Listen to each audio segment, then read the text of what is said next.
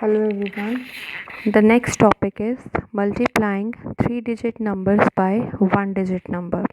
Previously we learned how to multiply 2-digit numbers by 1-digit number.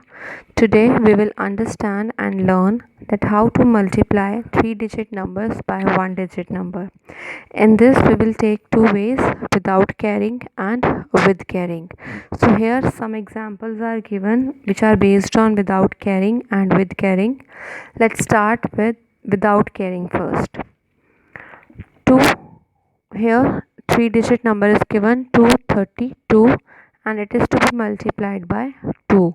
So 2 2s are 4, 2 3s are 6 and 2 2s are 4. So your answer is 464. Next is, first of all we'll multiply it at the ones column. So the here numbers are given 243. We'll multiply it with 2.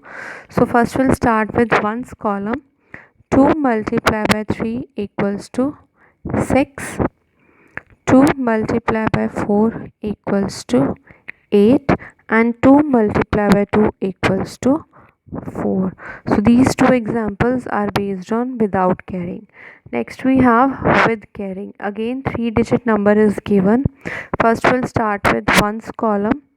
2 5s are 10. Write 0 here and carry 1 at the tens column. 2 1s are 2 plus 1 3. 2 3s are 6. So the answer is 630. Let's take one more example. 542 multiplied with 3. So 3 2s are 6.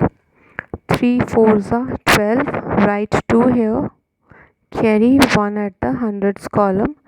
3 5s are 15 plus 1 16. So here 16 will come. So the answer is 1626. It means 1626.